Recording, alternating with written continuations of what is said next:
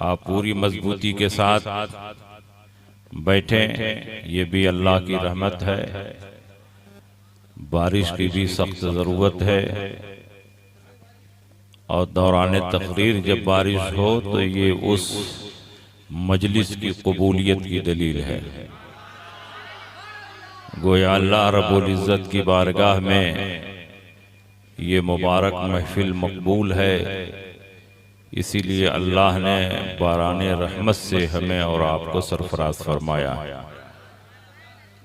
मैंने जिस आयत करीमा की तिलावत की, अल्लाह रब्बुल इज़्ज़त इरशाद फरमाता है, जो नबी के खिलाफ करे हिदायत आ जाने के बाद और आम मुसलमानों के रास्ते से हट कर कोई रास्ता चले, हम उसको उसकी राह पर छोड़ देंगे और उसको जहन्नम में दाखिल करेंगे। और जहन्नम पलटने की कितनी बुरी जगह है। यह आयत करीमा इस बात पर रोशन दलील है कि आम मुसलमानों के रास्ते पर चलना हक और अहले हक की पहचान है, और आम मुसलमानों के रास्ते से हटकर कोई नया रास्ता इख्तियार करना ये गुमराही और बददीनी की दलील है। इसीलिए अल्लाह के नबी ने इरशाद फरमाया, इत्तबिउ वस्सवादल आज़म फ़इन्नहु मन शज़्ज़ शुज़्ज़ फ़िन्नार। सवाद आज़म की पैरवी करो, मुसलमानों के बड़े गिरोह की पैरवी करो, मुसलमानों की बड़ी जमाअत की पैरवी करो। जो बड़े गिरोह से कटा वो सीधे जहन्नम में पहुंचा।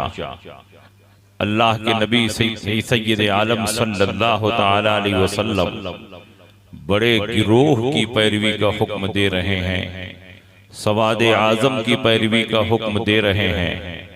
बड़ा गिरोह कौन है, सवाद आज़म कौन है?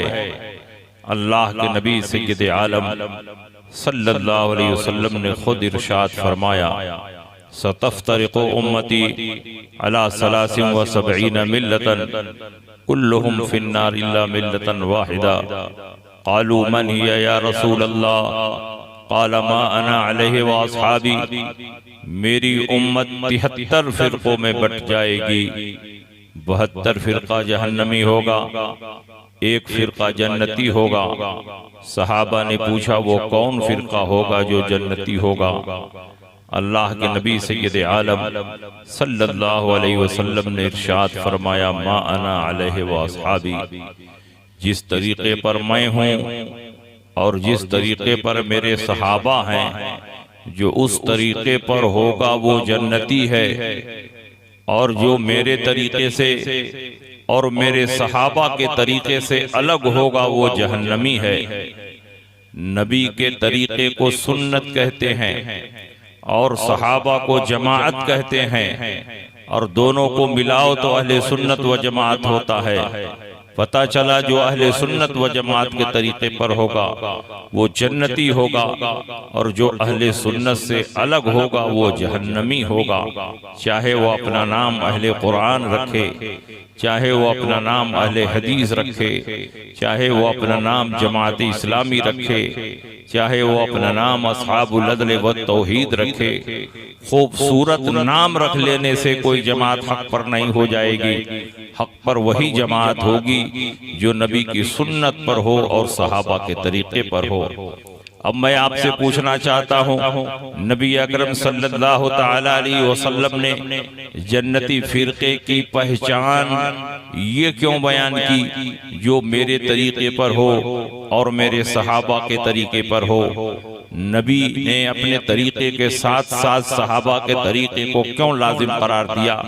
नबी सिर्फ इतना फरमा देते, जो मेरे तरीके पर हो वो जन्नती है।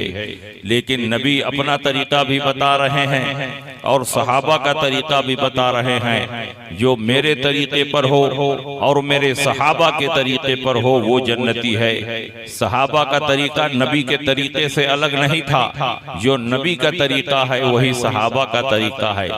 सहाबा ने नबी से हटकर कोई तरीका इख्तियार नहीं किया। फिर नबी अकरम सल्लल्लाहु अलैहि वसल्लम दोनों बातें क्यों पेश फरमा रहे हैं? जो मेरे तरीके पर हो, मेरे सहाबा के तरीके पर हो वो जन्नती है, क्योंकि गैब का नबी को मालूम था कुछ जमातें पैदा होंगी जो सहाबा को छोड़कर डायरेक्ट नबी की हदीसों पर चलने का दावा करेंगी, नबी के तरीके पर चलने का दावा करेंगी। और जब सहाबा को छोड़ दिया जाए तो न कुरान पर अमल हो सकता है, न हदीस रसूल पर अमल हो सकता है, न नबी की सुन्नतों को पहचाना जा सकता है। इसलिए अल्लाह के नबी ने जन्नती फिरके की पहचान ये बताई, जो मेरे तरीके पर चलने के साथ साथ सहाबा के तरीके पर भी चले वो जन्नती है। बताओ कौन ऐसी जमात है जो आज के दौर में सहाबा के रास्ते पर चल रही है, सहाबा के तरीके पर चल रही है?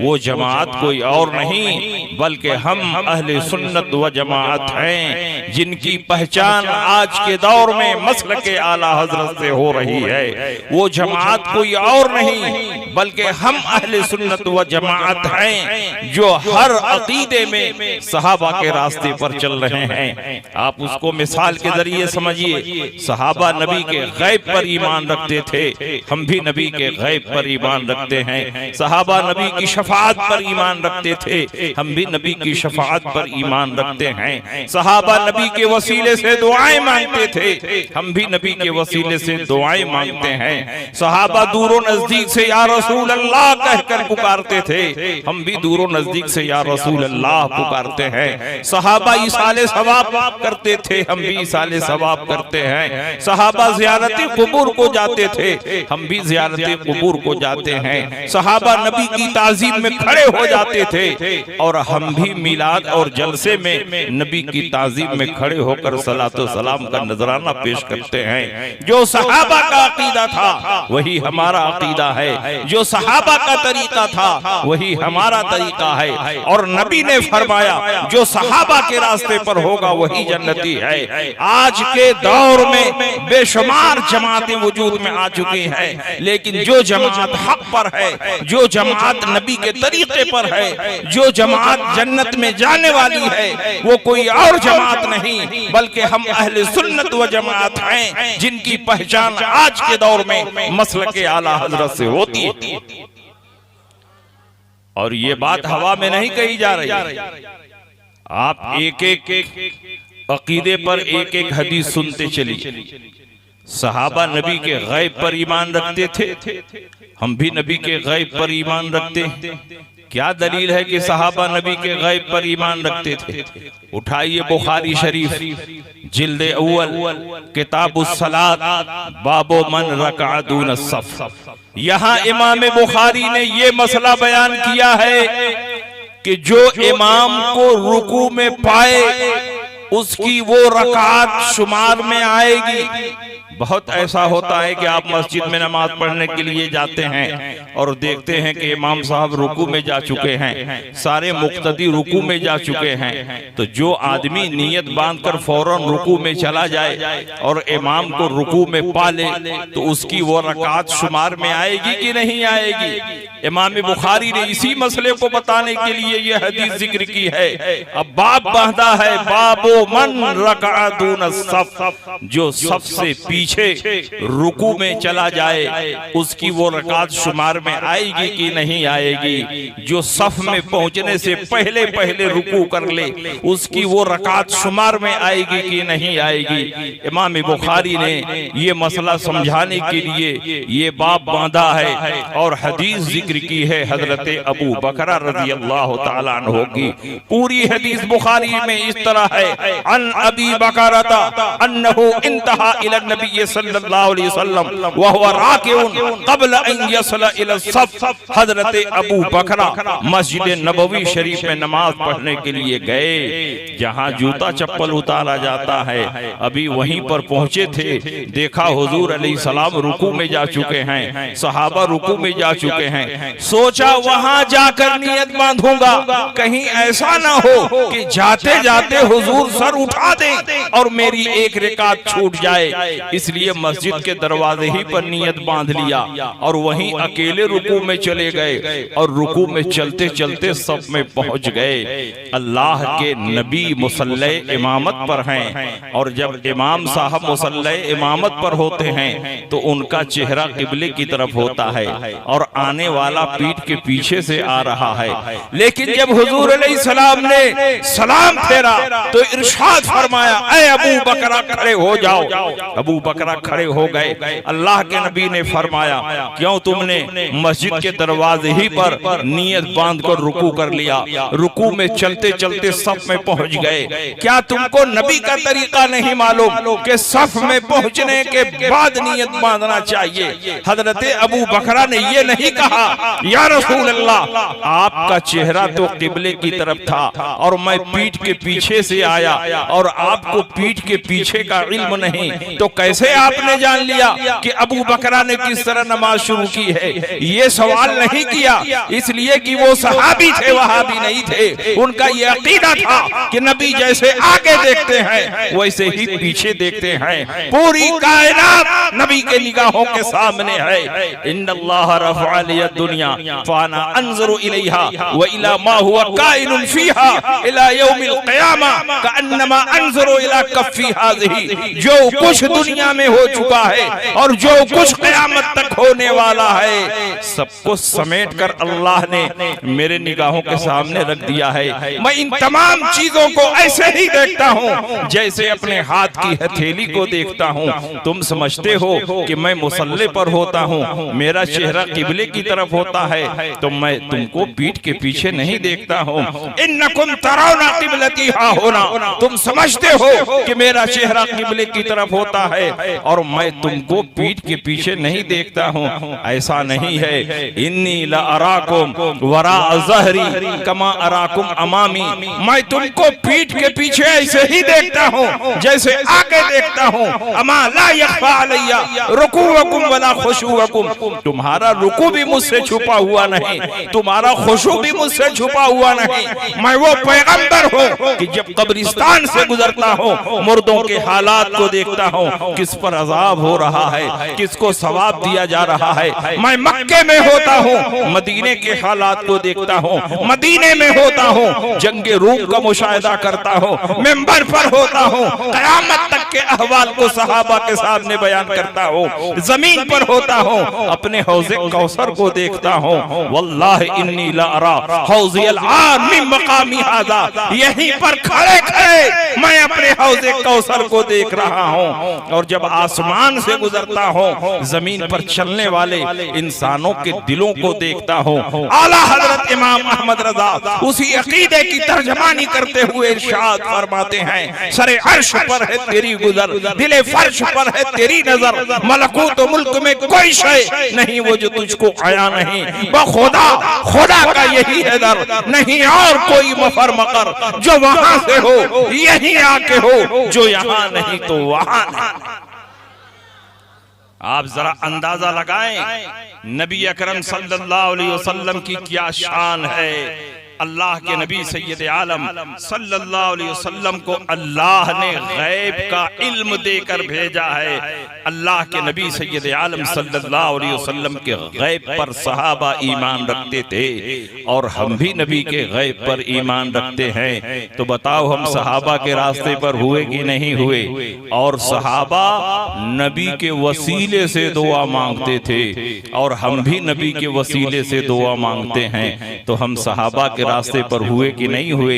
ये तो नबी के गैब का इनकार करते हैं और ये नबी के वसीले से दुआ मांगने का इनकार करते हैं, ये इसाले सवाब का इनकार करते हैं, ये ज़ियारत क़ुबूर का इनकार करते हैं, या रसूल अल्लाह कहने को शिर्क बताते हैं। इसलिए ये सहाबा के रास्ते पर नहीं है। हम नबी के वसीले से इसलिए दुआ मांगते हैं कि हम हदीसों में पाते हैं कि सहाबा भी नबी के वसीले से दुआ मांगते थे और कुरान में अल्लाह ने नबी के वसीले से दुआ मांगने की तालीम दी है। इसलिए मेरे भाइयों, हम नबी के तरीके पर हैं, हम सहाबा के तरीके पर हैं। उठाइए तिरमिज़ी शरीफ अबू दाऊद की ये हदीस है। इस हदीस के रावी हजरत उस्मान इब्ने हुनैफ हैं। वो फरमाते हैं नबी अकरम सल्लल्लाहु अलैहि वसल्लम सहाबा की जमात के साथ बैठे हुए हैं। अचानक एक नाबीना सहाबी आए और उन्होंने अर्ज की, या रसूल अल्लाह, मेरे हक में दुआ फरमा दें कि मेरी आंख रोशन हो जाए। नबी अकरम सल्लल्लाहु ताला अलैहि वसल्लम ने फरमाया कि सब्र करोगे तो ज्यादा सवाब मिलेगा। सहाबी रसूल ने गोया ज़बाने हाल से कहा, या रसूल अल्लाह, जब आपका दामन पकड़ लिया है, आपका कलमा पढ़ लिया है, आपकी सहाबियत में दाखिल हो तो सवाब की क्या कमी है। मैं तो चाहता हूँ कि मेरी आंख रोशन हो जाए ताकि आपके जमाले जहां आरा का दीदार कर सकूं, आपके रुखे अनवर को देख सकूं। बताओ, दुनिया में कोई ऐसा आइज स्पेशलिस्ट है जो मादरजाद अंधे को आंख दे दे, उसको शिफा दे दे, उसकी आंखों में रोशनी दे दे। मादरजाद अंधों को शिफा देना ये नबियों का मोजज़ा है, और जो नबियों का मोजज़ा होता है वो गैर नबी को हासिल नहीं होता। अल्लाह के नबी सय्यद आलम सल्लल्लाहु अलैहि वसल्लम ने फरमाया, ठीक है, तुमको आंख चाहिए, तुमको बीनाई चाहिए, आंखों में रोशनी चाहिए, तो जाओ ताजा वजू करो, मस्जिद के कोने में खड़े हो जाओ और मेरे वसीले से इस तरह दुआ मांगो, अल्लाहुम्मा इन्नी अस्अलुका व अतवज्जहु इलैका बिनबिय्यिका मुहम्मदिन नबिय्यिर रहमा इन्नी तवज्जहतु बिका इला रब्बी फी हाजती हाज़िही लितुक़ज़ा ली अल्लाहुम्मा फशफ़िअहु फिया। ऐ अल्लाह, मैं तुझसे मांगता हूँ, तेरी तरफ मुतवज्जे हूँ, उस नबी के वसीले से जिनको नबी रहमत बनाकर तूने दुनिया में मबूस फरमाया है। ऐ मेरे परवरदिगार, नबी की सिफारिश को मेरे हक में कबूल फरमा ले। जैसे ही नबी के वसीले से दुआ मांग रहे हैं, दोनों आंखें रोशन हो जाती हैं, दोनों आंखें चमकने लगती हैं। गए थे तो नाबीना थे, लेकिन नबी के वसीले से दुआ मांगी तो परवरदिगार आलम ने इनकी दोनों आंखों को रोशन फरमा दिया। ये इस बात की दलील है कि नबी के वसीले से दुआ मांगना शिर्क और बिदअत नहीं है। अगर नबी के वसीले से दुआ मांगना शिर्क होता तो नबी अपने सहाबा को ऐसी दुआ की तालीम न देते। कोई सहाबी नबी के वसीले से दुआ न मांगता, परवरदिगार आलम ऐसी शिर्किया दुआ को कबूल न फरमाता। लेकिन नबी का तालीम देना, सहाबा का उस पर अमल करना और अल्लाह का इस दुआ को कबूल फरमा लेना, ये इस बात की दलील है कि नबी के वसीले से दुआ मांगना शिर्क और बिदअत नहीं, बल्कि नबी पर मजबूत ईमान रखने का एक हिस्सा है। इसीलिए आला हजरत इमाम अहमद रजा फरमाते हैं, आज ले उनकी पनाह, आज मदद मांग उनसे, फिर न मानेंगे कयामत में अगर मान गए। कयामत में तो सब नबी पर ईमान ले आए, सब नबी के इख्तियारात और तसर्रुफात को तस्लीम करेंगे, सब नबी का जलवा देखेंगे और उस दिन कहेंगे, काश हमको पलट कर दुनिया में जाने का मौका मिलता तो हम भी नबी पर ईमान ले आते। उस दिन का ईमान मोतबर नहीं है, क्योंकि वो तो ईमान बिशहादत हो गया और ईमान बिल गैब मोतबर है। इसलिए आज नबी की बारगाह में सच्ची तौबा करो, नबी के इख्तियारात और तसर्रुफात को तस्लीम करो और नबी अकरम सल्लल्लाहु अलैहि वसल्लम ने जो रास्ता अपने सहाबा को दिया है और सहाबा जिस रास्ते को अपने बाद वालों को दिया है, उसी रास्ते को तस्लीम कर लो। जो अकीदा सहाबा का है वही अकीदा हमारा है, जो रास्ता सहाबा का है वही रास्ता हमारा है। इसलिए मसलक आला हजरत कोई नया मसलक नहीं, सहाबा के मसलक का नाम मसलक आला हजरत। और सुनिए, हम नबी की शफाअत पर भी ईमान रखते हैं, इसलिए कि जब नबी अकरम सल्लल्लाहु अलैहि वसल्लम मेराज पर तशरीफ ले गए, ये बुखारी और मुस्लिम की हदीस है, तो अल्लाह ने शफाअते कुबरा का मनसब आपको अता फरमाया, आपके सर पर शफाअत का ताज रखा। आपको शफाअत का दूल्हा बनाया। दुनिया में भी ये मनसब आपको अता हुआ और आखिरत में भी शफाअत कुबरा का मनसब हमारे नबी को अता होगा। क्योंकि जब सारी उम्मत एक दूसरे के पास से भटकती हुई नबी की बारगाह में आएगी तो नबी ये नहीं कहेंगे कि तुम किसी और के पास जाओ। सारे नबी तो कहेंगे इज़्हबू इला गैरी, इज़्हबू इला गैरी, मेरे सिवा किसी और के पास जाओ, मेरे सिवा किसी और के पास जाओ। आज अल्लाह रब्बुल इज्जत के कहरो जलाल का ये आलम हमने देखा है कि अल्लाह की बारगाह में सिफारिश करने की जुर्रत नहीं हो रही है। लेकिन जब सारी उम्मतें थक हार कर आखिरी नबी के पास पहुंचेगी तो हमारे नबी नहीं कहेंगे इज़्हबू इला गैरी, बल्कि हमारे नबी फरमाएंगे अना लहा, अना लहा, मैं इसी शफाअत के लिए यहाँ पर खड़ा हूँ। खोज खोज कर गुनहगारों की शफाअत करेंगे, जहन्नमियों को जहन्नम से निकाल कर जन्नत में दाखिल करेंगे। परवरदिगार आलम ने अपने महबूब को वो शान अता फरमाई है कि जब मेरे सरकार मैदान महशर में सर रखेंगे, रो रो कर फूट फूट कर रब की बारगाह में सिफारिश करेंगे तो परवरदिगार आलम फरमाएगा या मोहम्मद इरफा रासक, ऐ मोहम्मद सल्लल्लाहु अलैहि वसल्लम आप अपना सर उठाइए, कुल तुस्मा, आप फरमाइए क्या फरमाते हैं, आपकी बात सुनी जाएगी। इशफा तो शफा, आप शफाअत कीजिए, आपकी शफाअत कबूल की जाएगी। फिर मेरे सरकार शफाअत फरमाएंगे, फतेह बाबे शफाअत मेरे सरकार के हाथों होगा। और खोज खोज कर तलाश तलाश कर सारे जहन्नमियों को जिनके दिल में एक कलमे तैयबा का भी एहतराम होगा, जर्रा बराबर भी ईमान होगा, जिन्होंने दुनिया से ईमान के साथ रहलत की है, सबकी शफाअत करेंगे और सबको जहन्नम से निकाल कर जन्नत में दाखिल करेंगे। ये कौन करेगा? मेरे मुस्तफा करेंगे, मेरे रसूल करेंगे, क्योंकि अल्लाह ने उनको शफाअत का दूल्हा बनाया है, शफाअत का ताज अता किया है। और दुनिया में आपकी शफाअत का ये आलम है कि परवरदिगार आलम ने इरशाद फरमाया, ऐ मेरे महबूब तुम्हारी उम्मत 70,000 की तादाद में बगैर हिसाबो किताब के जन्नत में दाखिल होगी, उनका कोई हिसाबो किताब नहीं होगा। अल्लाह के नबी सैयद आलम सल्लल्लाहु अलैहि वसल्लम ने मेराज से आने के बाद जब ये हदीस सुनाई कि परवरदिगार आलम मेरी उम्मत को बगैर हिसाबो किताब के जन्नत में दाखिल करेगा, उनकी तादाद 70,000 होगी। वजूहुहुम कल कमरे लैलतल बद्र, उनका चेहरा 14वीं रात के चाँद की तरह चमक रहा होगा। उनमें कोई पहले और कोई बाद में नहीं जन्नत में दाखिल होगा। ला यदखुलु अव्वलुहुम हत्ता यदखुल आखिरहुम, सब एक साथ कदम उठाएंगे और जन्नत में दाखिल हो जाएंगे।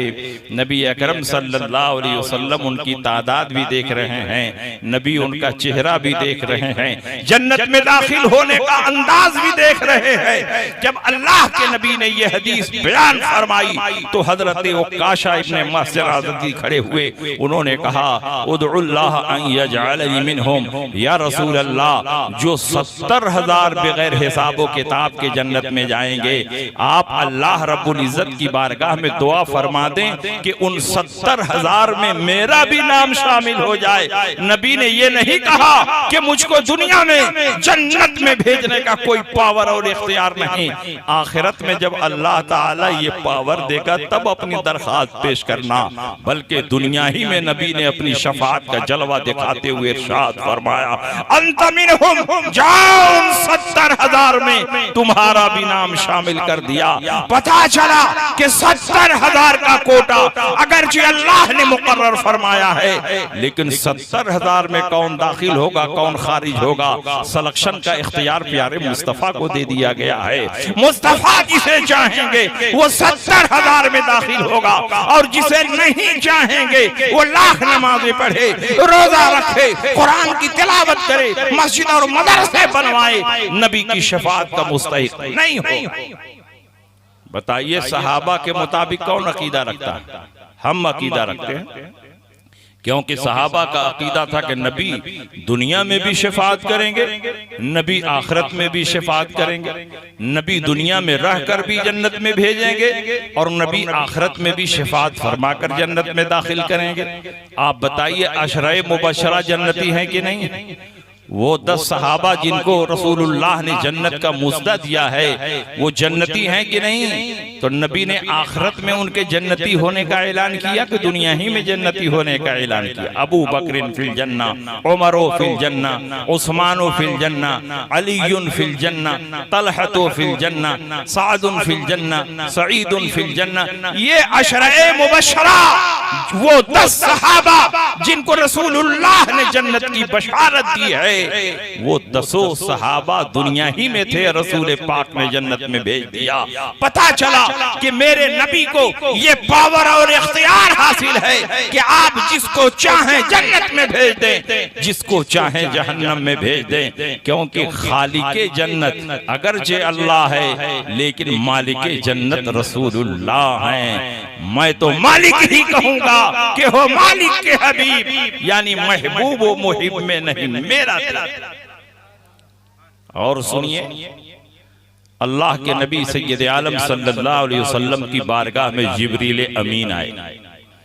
उन्होंने कहा या रसूल अल्लाह, अगर आप चाहें तो आपकी उम्मत सिर्फ 70,000 नहीं बल्कि आपकी आधी उम्मत बगैर हिसाब किताब के जन्नत में चली जाए, लेकिन जो आधी उम्मत बचेगी उनको हिसाबो किताब देना होगा।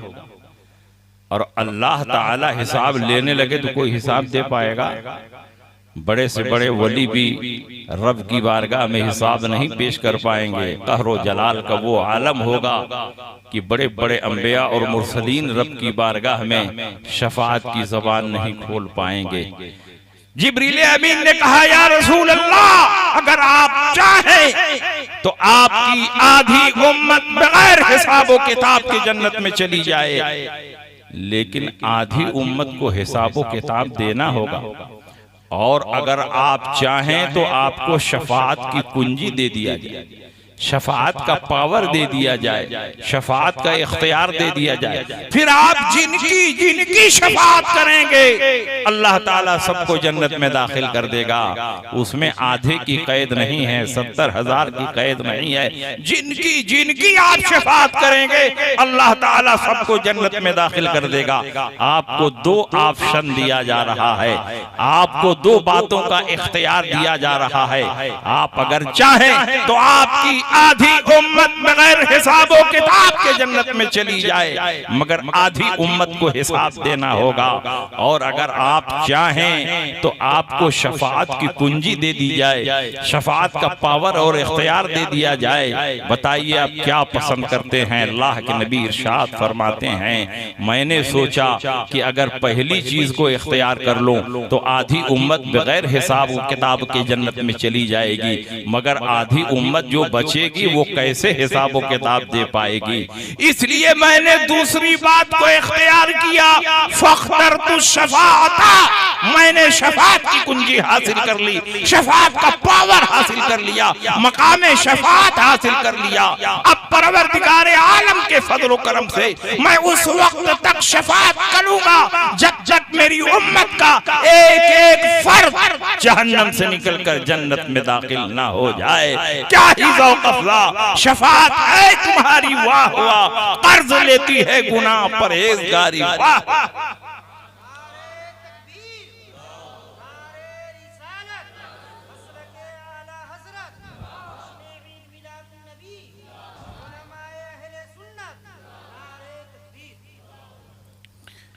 ये कहते हैं कि नबी अपनी बेटी फातिमतु ज़हरा की शफाअत ना कर सके तो आपकी शफाअत कैसे करें? नबी ने हदीस में बयान फरमाया, या फातिमतु ला उगनी अन्के मिनल्लाहि मिन शैइन, ऐ मेरी बेटी फातिमा, मैं तुमको अल्लाह के अजाब से नहीं बचाऊंगा। ये कहते हैं जब नबी अपनी बेटी को अल्लाह के अजाब से नहीं बचा पा रहे हैं तो आप लोगों को कैसे अल्लाह के अजाब से बचाएंगे? ये सिर्फ हदीस का नाम लेते हैं मगर हदीस को समझते नहीं हैं। नबी अकरम सल्लल्लाहु अलैहि वसल्लम ने कब ये हदीस बयान फरमाई थी? जब बिल्कुल इस्लाम का इब्तिदाई दौर था और नबी इस्लाम की तबलीग अपने घर से शुरू फरमा रहे थे। अली से फरमाया मुसलमान हो जाओ, और हजरत खदीजतुल कुबरा से फरमाया मुसलमान हो जाओ, हजरत सिद्दीक़ अकबर से फरमाया मुसलमान हो जाओ। ये बिल्कुल इब्तिदाई दौर था जब अल्लाह के नबी ने अपने घर से तबलीग का आगाज फरमाया, और उस वक्त अल्लाह के नबी के जितने करीबी थे अल्लाह के नबी ने उनको इस्लाम की दावत दी, और साथ ही साथ ये भी फरमाया कि जो इस्लाम कबूल नहीं करेगा इस्लाम के आने के बाद तो परवरदिगार आलम ने ऐसे काफिरों के लिए जहन्नम बना रखा है। अल्लाह के इस फैसले के मुकाबले में मैं तुम्हारी कोई मदद नहीं करूंगा। बताओ, जो नबी के तबलीग को कबूल न करे, नबी ईमान और इस्लाम की दावत दें और नबी की दावत को वो कबूल न करे, तो नबी की दावत को ठुकराने वाला मुसलमान नहीं हो सकता, और जो मुसलमान नहीं हो सकता उसके लिए जन्नत भी नहीं हो सकती। ये अल्लाह का फैसला है, और अल्लाह के इस फैसले के मुकाबले में नबी कोई सिफारिश नहीं करेंगे, नबी कोई शफाअत नहीं करेंगे। ऐसे वाज़ो तबलीग के मौके पर नबी ने अपनी बेटी फातिमा से फरमाया था, तुम भी मुसलमान हो जाओ, अली तुम भी मुसलमान हो जाओ, खदीजा तुम भी मुसलमान हो जाओ। अल्लाह के नबी घर से तबलीग का आगाज फरमा रहे हैं, और साथ ही साथ ये भी बता रहे हैं कि याद रखो, ऐलान नबूवत के बाद अब जो मेरा कलमा नहीं पढ़ेगा, इस्लाम कबूल नहीं करेगा, तो अल्लाह ने ऐसे लोगों के लिए जहन्नम तैयार कर रखा है। अल्लाह के इस फैसले के मुकाबले में मैं तुम्हारी कोई मदद नहीं करूंगा। ये माना नहीं है कि मुसलमान हो जाओ तब भी मैं तुम्हारी कोई मदद नहीं करूंगा।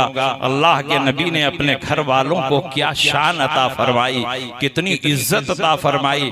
अल्लाह के नबी अपनी बेटी फातिमा ज़हरा के बारे में इरशाद फरमाते हैं, मेरी बेटी फातिमा ज़हरा जब पुलसिरात से गुजरेंगी तो अहले महशर को निदा दी जाएगी, या अहलल महशर नक्किसू रुऊसकुम व गुद्दू अब्सारकुम फइन्न फातिमा बिन्त मुहम्मदिन तमुर्रु मअ 70 अल्फम मिनल हूरिल ईन। ऐ अहले महशर, तुम अपनी अपनी गर्दनें झुका दो, अपनी अपनी निगाहें बंद कर लो, क्योंकि नबी की बेटी फातिमा ज़हरा 70,000 हूरों के साथ पुलसिरात से गुजरने वाले। बताइए, किसी की माँ को ये अजमत हासिल है कि वो 70,000 हूरों के साथ पुलसिरात से गुजरे?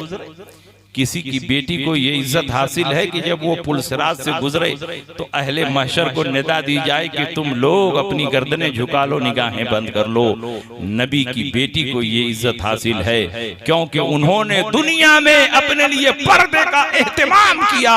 नबी की बेटी फातिमा ज़हरा हया का पुतला थी, इस कदर उन्होंने पर्दे का एहतमाम किया कि जब हजरत फातिमा ज़हरा अपने घर में होती थी तो भी आपके सर से दुपट्टा हटता नहीं था।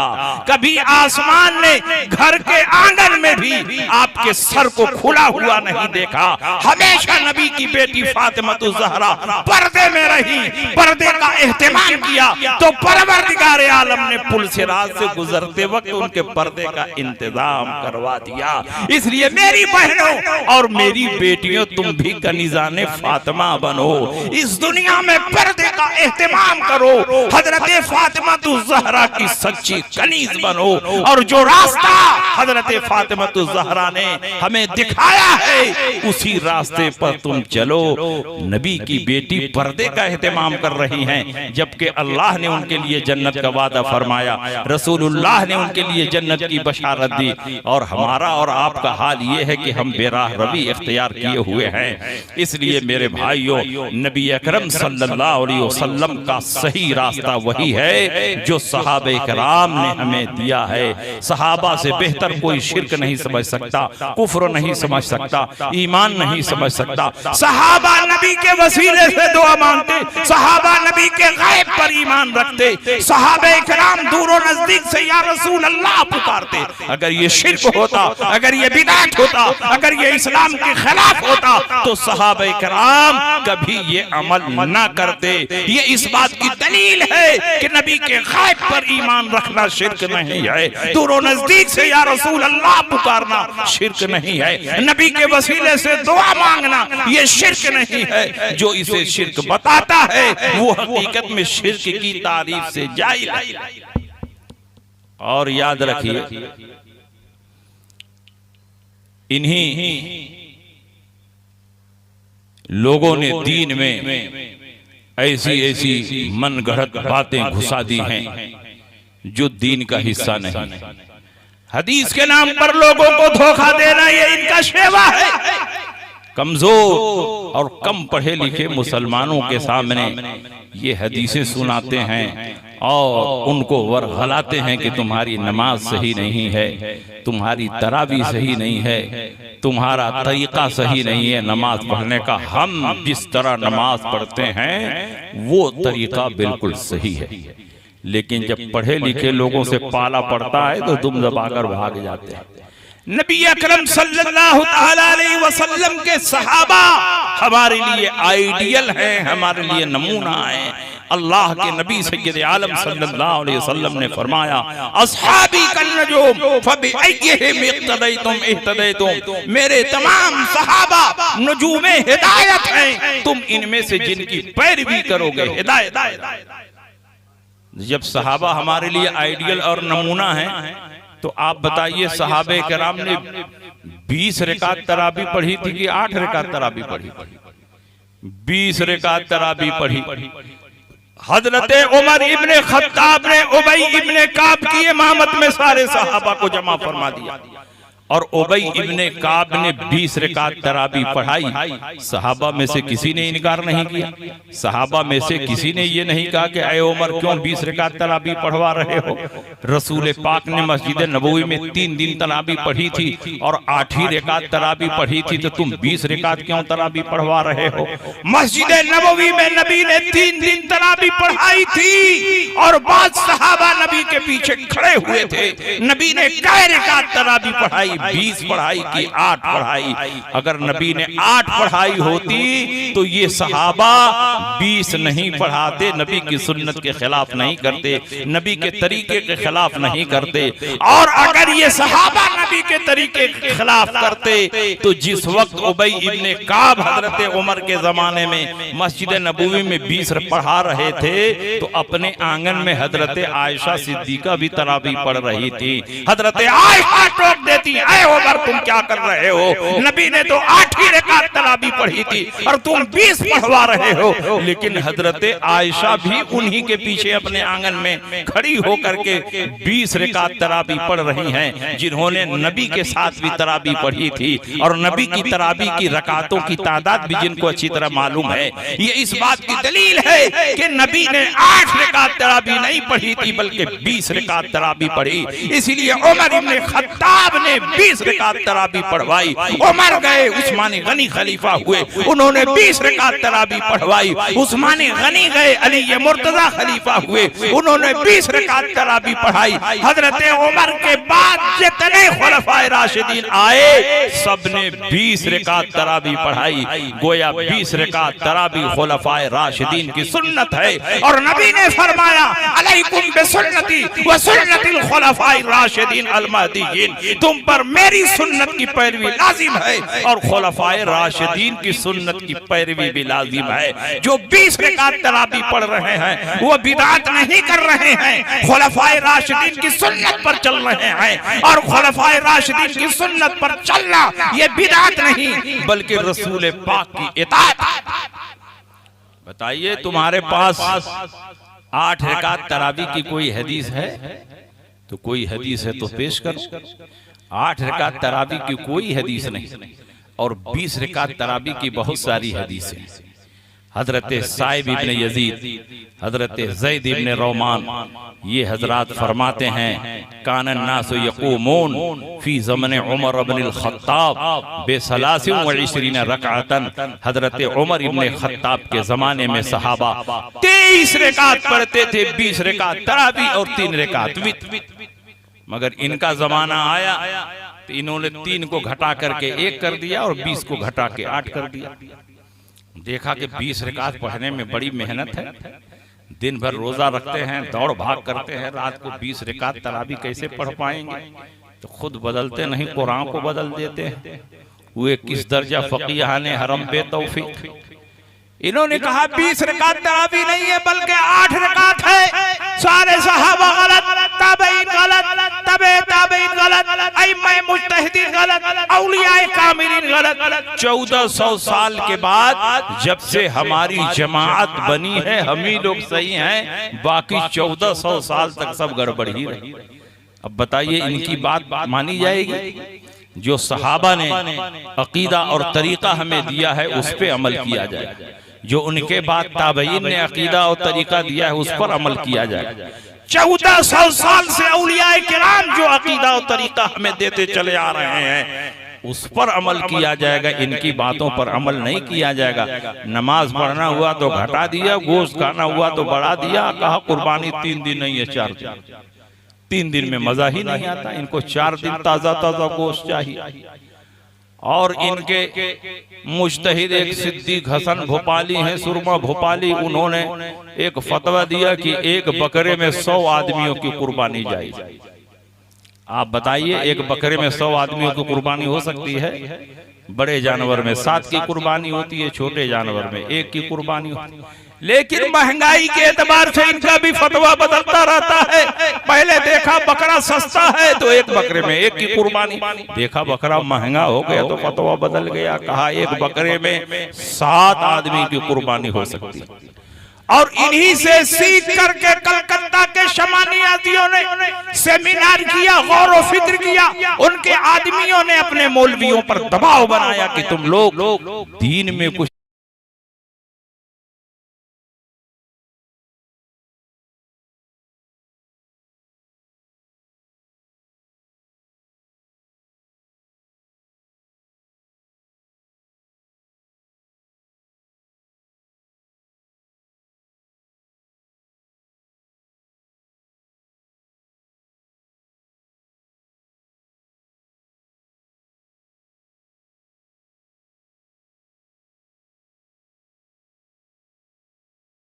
कि तुम लोग दीन में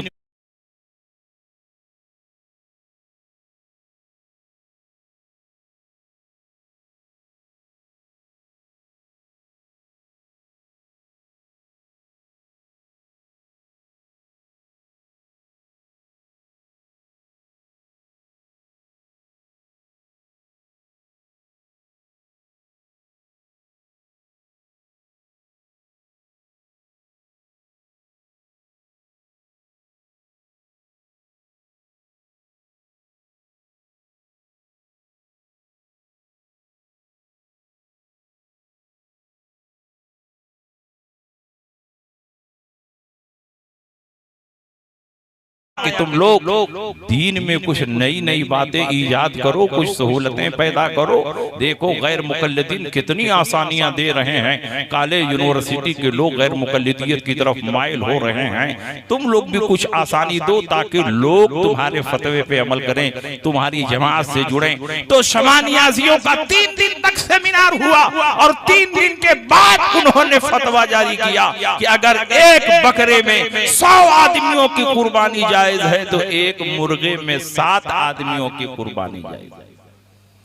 अब बताइए ये दोनों जमातें जन्नत में जाने वाली हैं? नहीं। अल्लाह के नबी ने इरशाद फरमाया समेनु दहायाकुम फइन्नहा अला सिरात मतायाकुम, मोटे और फरबा जानवरों की कुर्बानी करो क्योंकि इसी कुर्बानी के जानवर पर बैठकर पुरसिरात पार करना। जिस जानवर की कुर्बानी करते हो मोटा होना चाहिए, फरबा होना चाहिए। ताकि उस पर बैठकर पुल सिरात पार कर सको। और बुखारी की दूसरी हदीस में है कि पुल सिरात के नीचे ही जहन्नम है। अब दोनों हदीसों को जोड़ दो, जिस जानवर की कुर्बानी करते हो उसी पर बैठकर पुल सिरात पार करोगे और पुल सिरात के नीचे ही जहन्नम है। तो जब एक बकरे पर 100 गैर मुकल्लिफ सवार होंगे और एक मुर्गे पर 7 शमानियाजी सवार होंगे तो बकरा भी वहीं उलट जाएगा, मुर्गा भी वहीं उलट जाएगा। और पुल सिरात के नीचे जन्नत नहीं है, जहन्नम है। तो ये जहन्नम में जाने वाली जमात है। अल्हम्दुलिल्लाह हमको जहन्नम में नहीं जाना है, जन्नत में जाना है। इसलिए हम गौसे पाक के पीछे चलेंगे जो जन्नत में जाने वाले हैं। हम ख्वाजा अजमेरी के पीछे चलेंगे जो जन्नत में जाने वाले हैं। हम महबूब इलाही के पीछे चलेंगे जो जन्नत में जाने वाले हैं। कुतुबुद्दीन बख्तियार काकी के साथ रहेंगे जो जन्नत में जाने वाले हैं। हजरत महबूब इलाही के साथ रहेंगे। दाता गंज बख्श अली हजवेरी के साथ रहेंगे। हजरत जुनैद बगदादी बायजीद बुस्तामी के साथ रहेंगे। जुन्नुन मिस्री के साथ रहेंगे। मखदूम माहिमी मखदूम कचौचवी के साथ रहेंगे। और दौरे अखीर के सबसे बड़े इमाम, सबसे बड़े मुहक्किक आला हजरत इमाम अहमद रजा के साथ रहेंगे। क्योंकि ये जन्नतियों की जमात है, हम जन्नत में जाने वाले हैं। इसलिए हम अपने बुजुर्गों के तरीके पर रहेंगे, औलिया किराम के दामन से जुड़े रहेंगे।